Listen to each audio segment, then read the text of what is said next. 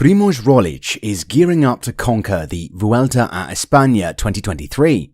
With his exceptional talent, determination and track record of success, it's no surprise that Roglič is considered one of the top contenders for the prestigious title. The penultimate stage goes to Primož Roglič. Heartbreak for Geraint Thomas. Background. Primož Roglič is the current Hero champion, while Richard Carapaz has already won the race once. Tour winners Jonas Vingegaard and Geraint Thomas are among the early starters. Roglič has also triumphed 3 times in the Vuelta. In other words, Spain is rife with Grand Tour champions. 44.49 is the time to beat. Jumbo-Visma wins by a landslide. It's more than impressive, with 2 Tour victories, Vingegaard, 1 Euro victory, and 3 Vuelta victories, Roglič. The goal of the Yellow-Black Brigade is to become the first team to ever win all 3 Grand Tours in a single calendar year. They start with a star ensemble to accomplish that. Along with the Tour and Giro champions, these other athletes include Kelderman, Kuss, Gesink, Van Baarle, Tratnik and Walter. What a lineup!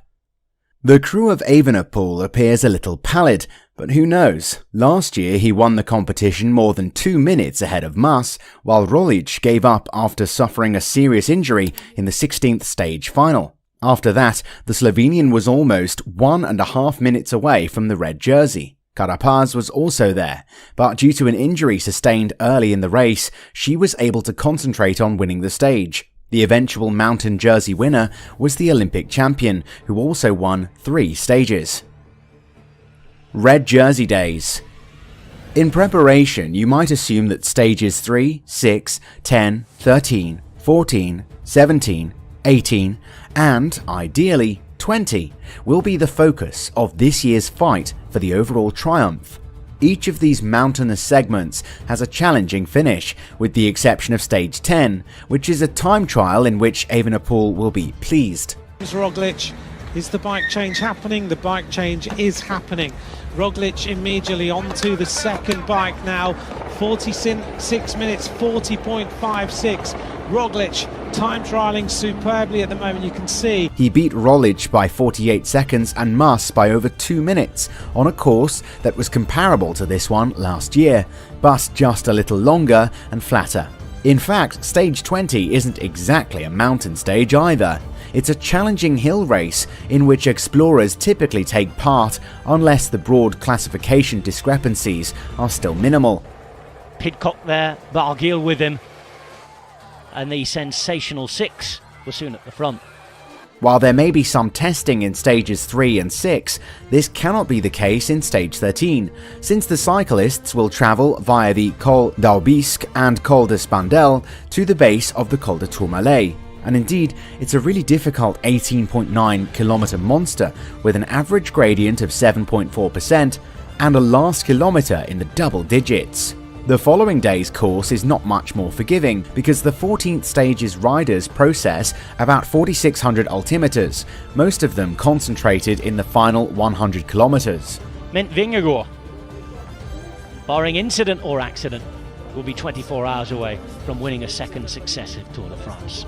Col d'Urcer, 11.1 kilometers at 8.7%, and Puerto de la Rao, 14.9 kilometers at 8%, are 2 mountains in the Or category that must be climbed before reaching the comparatively simple Puerto de Belagua, 9.5 kilometers at 6.3% final climb.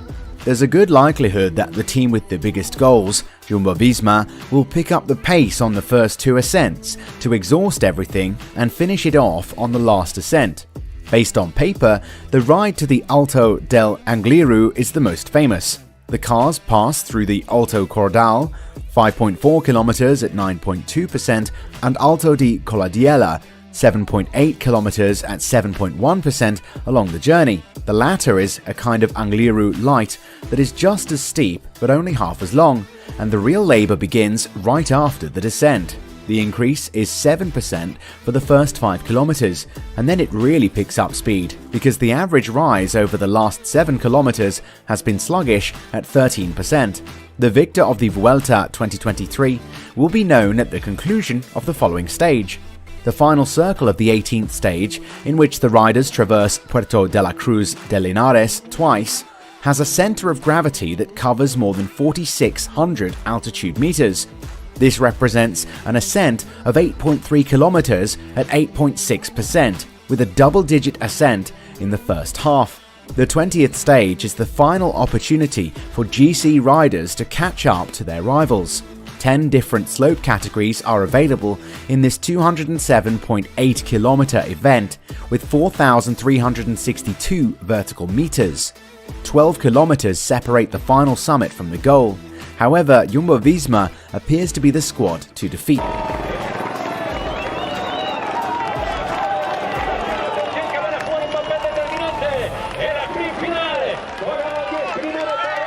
All in all, it is impossible to predict how a 3-week race will play out in advance, but it is exactly for this reason that people look forward to the Vuelta.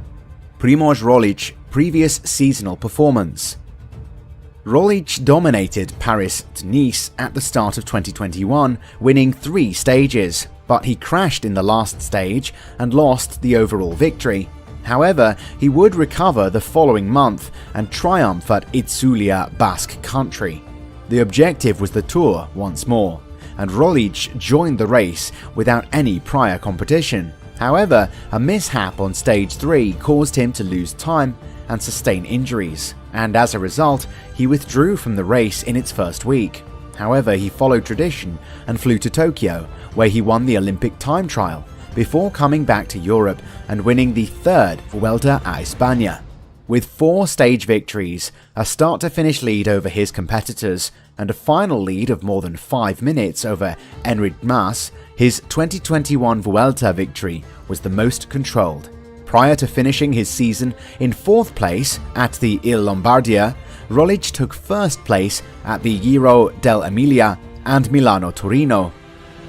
Despite a last-minute threat from Simon Yates, Roglič took Paris to Nice in 2022 as revenge for his previous loss. He took 1st place in the Itzulia Basque Country opening stage, but knee problems caused him to drop out of the general classification and skip the Ardennes Classics. He recovered at the Critérium du Dauphiné, dominating the race with colleague Jonas Vingegaard, with whom he would be leading a highly potent Jumbo-Visma at the Tour de France to win the overall classification. Thanks for watching. Don't forget to subscribe to this channel if you want to see more interesting cycling content like this one. See you next time.